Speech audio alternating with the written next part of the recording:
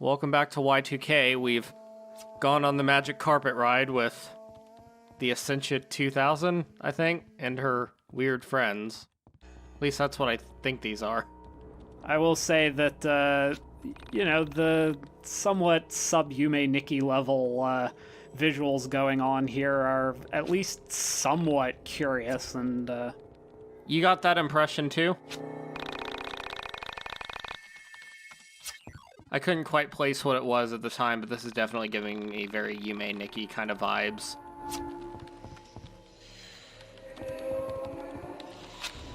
I want to say that there's definitely a sort of Monoko thing going on here, what with the people vomiting rainbows into the circuitry and the tanks people are being held in. Yeah, I don't know what the deal is with this area, like, honestly. Also, that weird kind of, like, TV film grain thing, that's not my recording being shitty, that's the game. It only shows up here and it throws the color balance out of whack. Yeah, I didn't quite pick up on it, but there we are.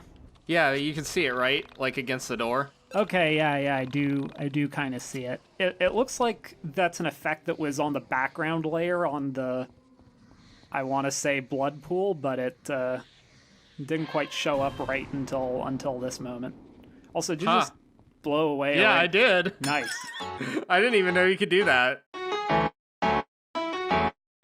I credit this game for showing us something new, I guess. Same. This could turn out badly. Yeah, I'm like, how the hell is this gonna go with literally 2 characters to work with at this point? Well, I'm glad you asked. So, I'm still trying to figure out my strategy because, of course, the Essentia 2000 made us leave behind all our friends who actually did things like guard and take damage for us. I did use the machine gun launcher before when she first woke up, and that was pretty helpful. Like, it did way more damage than her basic attack. But I don't know, it seems like they've really scaled up the enemies here, because they actually take a lot of damage. I have sustained damage. Yeah, the trick here seems to be, unfortunately, that, well, with the party suddenly being restricted to 2 characters, one of whom you're still only learning how to use, it seems as though there's suddenly an expectation of the player to deal with a type of challenge they haven't been dealing with up to this point. Kind of like the last boss fight we've observed. Yeah, I mean, I've had a party to cover my sorry ass the entire game, so this is it's a bit of an unusual thing. Also because the Essentia 2000 is just not a traditional party member. At this point, she just seems to be like a weirdly stoic heal bot, because the only thing I've been doing with her is reviving Alex. I will say that if I had an opportunity to play this, I'd probably see if I could get her to take out at least one source of opposition, and then just see what I could do from there. Well, I tried. I blew half of her health on doing that. Check out my sick beat! Well, I guess LP Toss will save the day once again. Yeah, ultimately the big thing is that we just have to get Alex into, like, a stable equilibrium. Did you notice how much damage he did, like, with that LP toss? I did not. How much was it? It was about 90 damage per enemy. Huh. That's a hell of a lot more than it was before. Methinks the game's been doing a little bit of artificial balancing here, giving us lone wolf perks. Maybe it's the mystical threads doing something, but I could be wrong. Now, also, I'll notice that this is something I just watched the previous episode earlier today. Apparently, Mystical Ultimate LP Legend is an equipable item for Alex now. It is? I saw it appear in his list of LPs under his weapons, so I don't know. I didn't see that. It was very brief when we were looking at and contemplating new records to equip, but again, that would somewhat go against the principle you had pointed out of trying to keep Alex at 10 HP all the time. Yeah, we can't have Alex trying to rise above his station.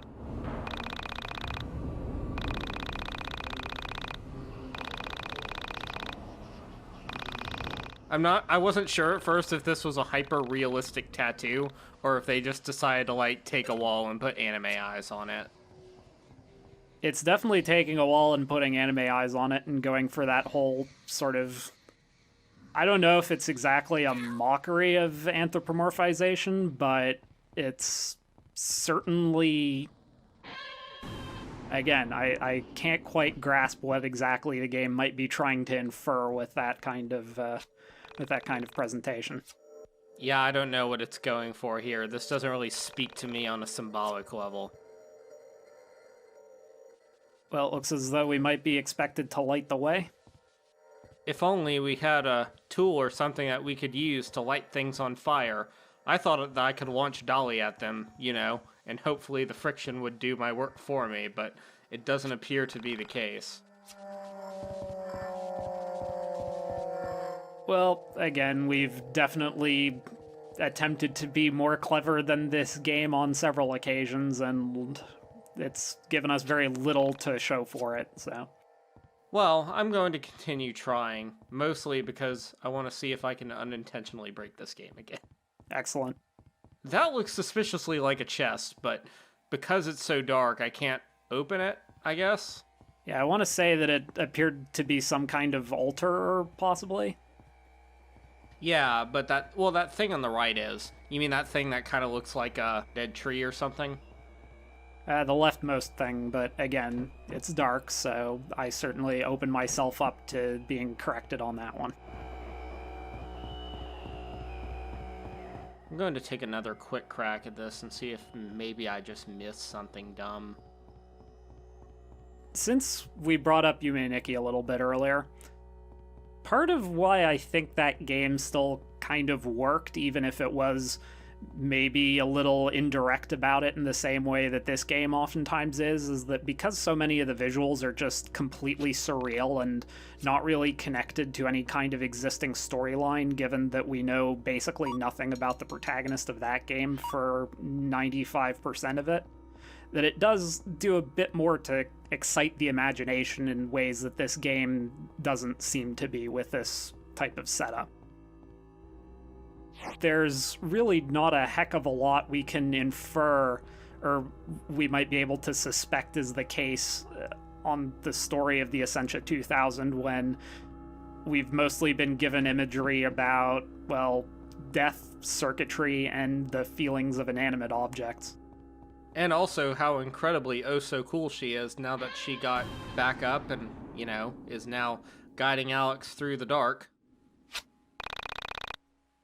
There's definitely something in here. Mm-hmm. Unfortunately, we don't have a way of lighting this room up, so let's go look for maybe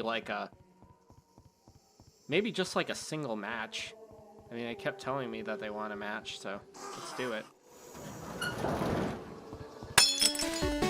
Well, I don't know if Alex is going to meet his match around here, but let's not get ahead of ourselves. Watch this LP toss and you tell me whether or not he meets his match. Okay, I got 5 hits. Check out my sick Jesus Christ, Alex. Yeah. Those are numbers that happened. Huh. I know. So, effectively, I can actually solo this entire dungeon with Alex. The trick is I have to go first. Well, I guess we have this slightly odd isometric perspective for company now. Yeah, we saw a little bit of this when we were trying to find our way out of Sammy's hotel thing, I think.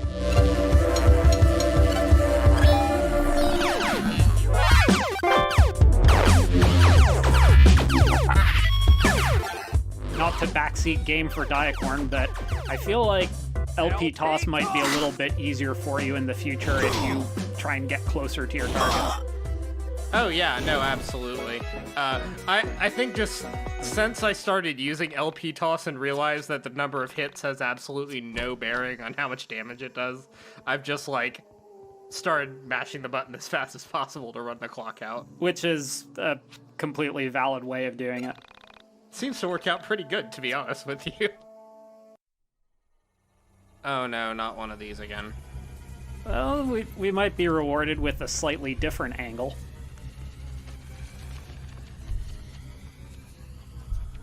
Possibly less exposition? Nope.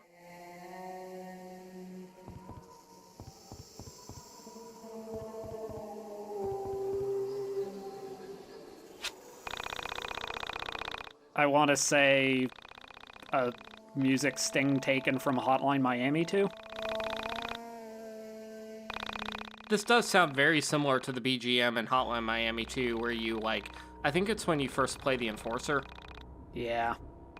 Anyway, I guess they forgot to voice this cutscene, so good job, Y2K.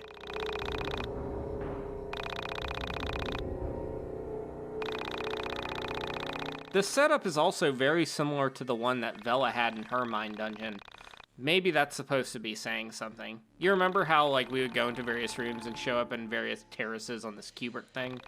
Yeah, I was thinking it was very Kubert reminiscent. Yeah, but Vela had the same mechanism. What's wrong with her? I'm gonna say that it's because the Essentia 2000, as she pointed out earlier, has a spiritual connection to Vela based on the fact that they apparently will eventually merge souls. Yeah, well, we don't know that for sure. What we know is that supposedly Vela is Essentia and Essentia is Vela and yada yada yada. Hence why it might make some sense for there to... What was that? This is what we have to figure out.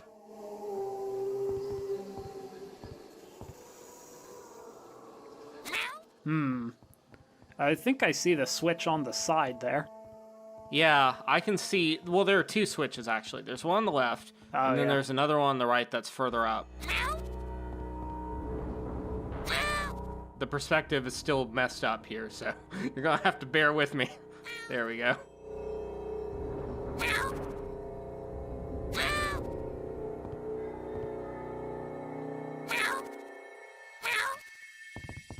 Yeah, unfortunately, it's not really giving a clear indication of how you're supposed to interact with the head, per se. No, it doesn't. I do figure this out eventually. This one is actually completely by accident. That's what you do with monkeys, right? You explode them with guitar feedback? Sure.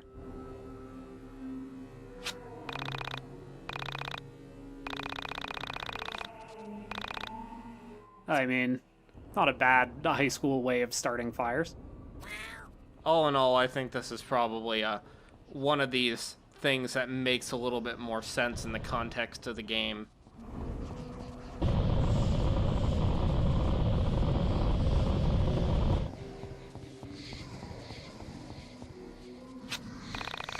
We get ourselves access to a couple of these chests, but they're not super good.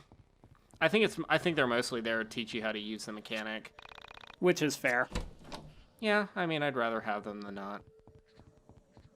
I suppose then the question I'm considering at this point is the presence of the fire starting kit in here suggestive of some kind of anarchistic tendency on the part of our Essentia 2000? Stop thinking so much, Mode Wondershot. This game doesn't like it when you think about things. What can I say? I need to stay distracted somehow. Same, to be honest. Also, I see here that it seems to be introducing methods of power generation, which are Essentia 2000 specific means of recovering energy. The Essentia 2000 is so special, she can't use any of your other healing items. Which also has kind of a precedent in Earthbound, if you remember how the fourth character, Pooh, worked. I don't, actually. Also, good save on 1313 exactly there. Ha. I didn't even notice that. Well, in the case of the fourth character, Prince Pooh of Dahlem, he had a very specific quirk in the game's functioning, in that I think you're standing slightly too close to it, so it's not registering correctly. I know. Yep. It's so jank. Yep. That's exactly what it is. So yes, fourth character.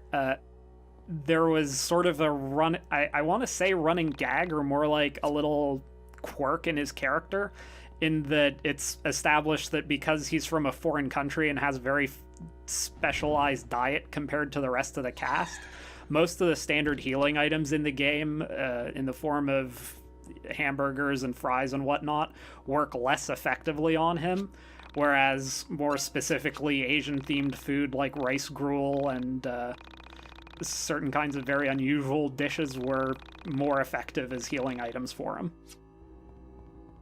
I guess that makes sense.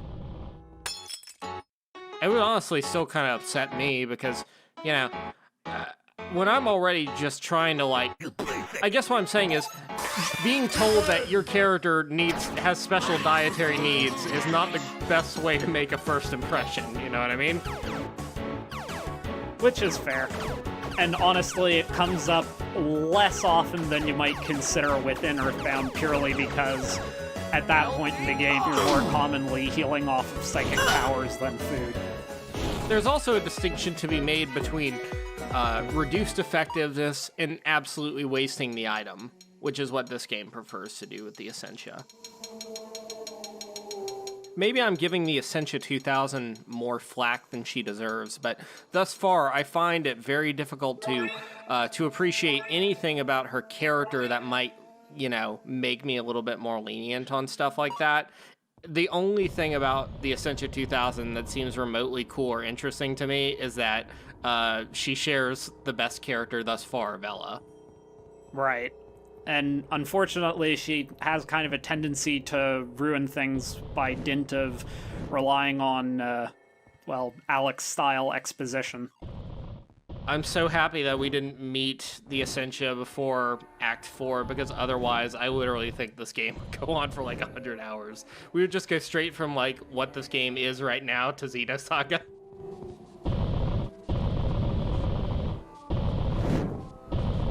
And even then, I feel like Xenosaga is still kind of a harsh comparison given what we've already been put through in this game. It is. Though I understand that later Xenosaga games have similar, very troubling statements on the nature of human relationships, especially between men and women, but we'll save that for now. Yikes. Also, did you know that fire cannot pass through steel bars? Because I didn't.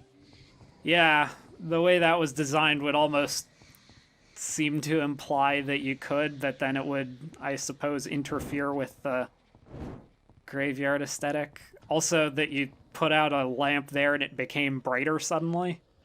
Oh, yeah. That was also really weird. Also, apparently Dolly can't tag these switches anymore like you used to be able to, so that's cool, too. No, we're gonna have to do this the old-fashioned way.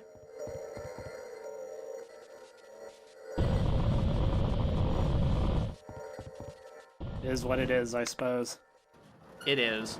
Unfortunately, with the camera jumping around like this, it almost makes it hard for you to tell where exactly you are. Like, you know, God forbid you don't have decent spatial intelligence. Or, you know, it's just hard for you to tell where exactly you are in a giant black room with no distinguishing features in it. Yeah, I want to say that the whole mechanic with regards to the passages sealing off when you activate certain switches or under certain conditions is actually kind of interesting, but it doesn't seem terribly sensical, honestly. It's like, why does illuminating the space cause you to not be able to traverse certain areas? Did you notice the background music in this area? Welcome to the Essentia 2000's Mind Dungeon and Ravatorium.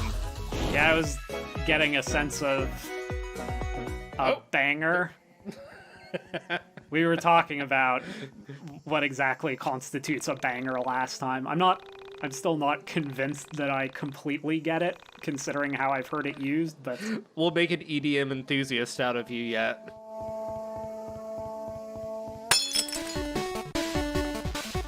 I mean, I was quite a bit more into EDM when I was in sort of tail end of high school going into college.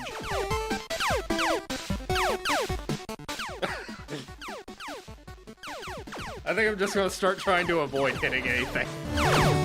Check out my sick beat! I would be curious to know what happens happens if you score exactly 1 hit or 0 hits with LP toss, since I don't think that's happened yet. I think it might have happened like once, but it was a while back. I won't contradict you in your own LP more than absolutely necessary.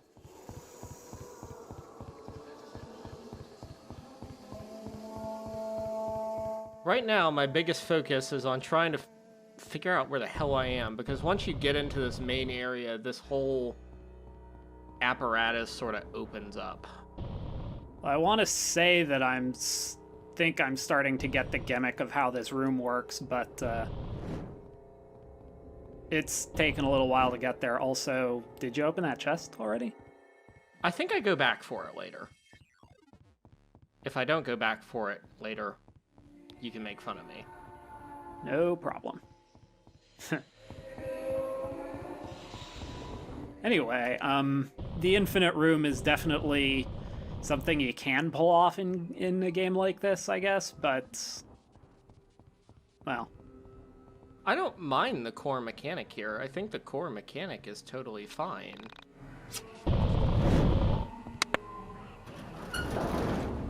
The issue is that, again, there's no... I mean, the infinite room itself is a fine gimmick. The problem is that everything is so open and so wide at this point in the dungeon that it takes longer than it probably should to get your bearings.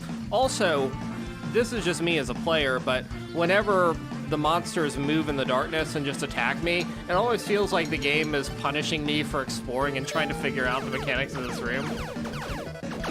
Well, I'm pretty sure that also means that this room is unique in the game and that it's one that actually enforces random encounters as opposed to on-screen monsters like we've seen throughout the rest of the areas.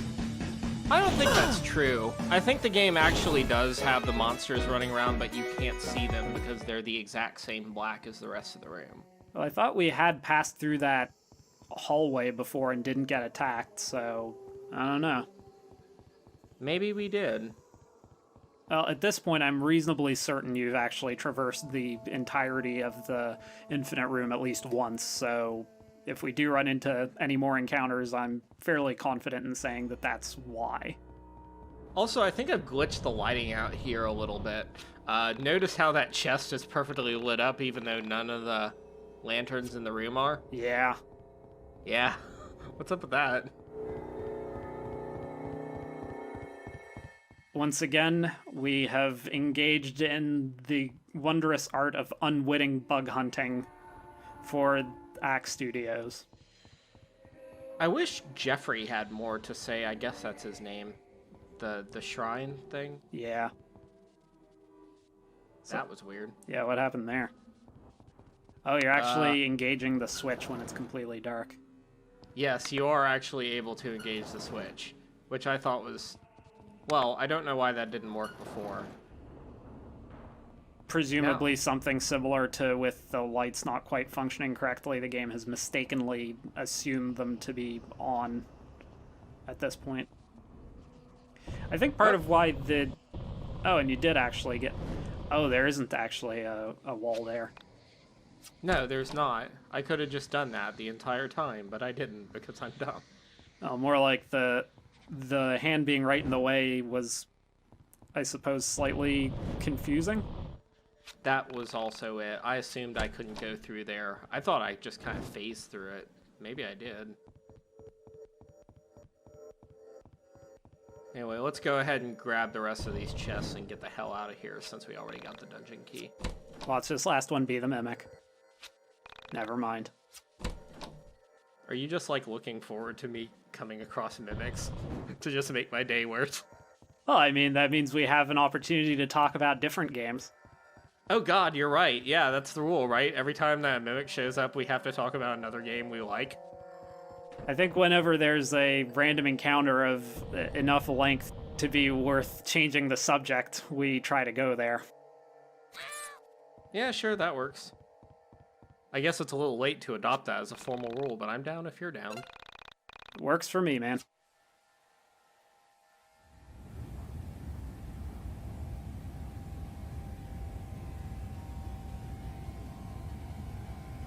And again, you know more about computers than I do. What's the backdrop? I don't know. I think they watched that one episode of, like, The Fairly Odd Parents where they go into the internet, and they decided that was sufficiently 90s. I want to say instead it's that clip from... Oh, hello.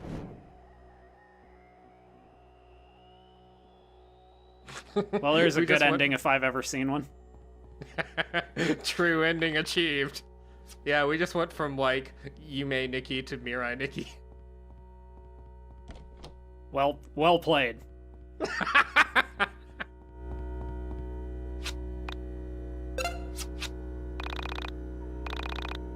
It's okay.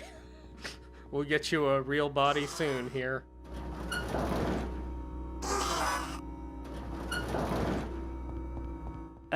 Right, where were we? Yeah, I wanted to say that as opposed to the Fairly Odd Parents episode, they probably just watched that one scene from NCIS that you showed me that one time.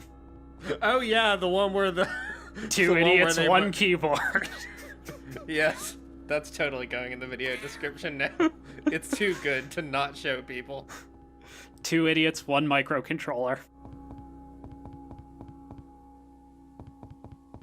As a point of fact, Hollywood does not hire tech writers to write Hollywood dramas. Who knew?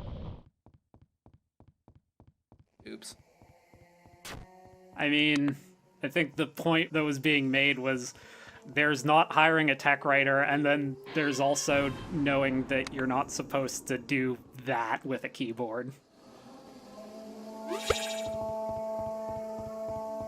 I mean, maybe it was an NKRO keyboard or something, and they can actually make that happen. Again, you know more about computers than I do. Oh, well, back in the 90s, they had these PS2 keyboards. In fact, they're the ones that almost look like XLR cables or something on the back of your motherboard in the 90s. Uh-huh.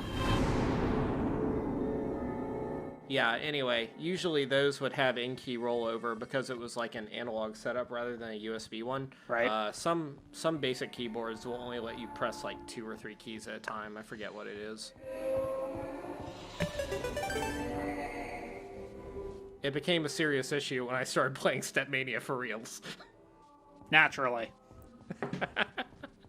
Also, that guy was very eager and then backed off suddenly. Yeah.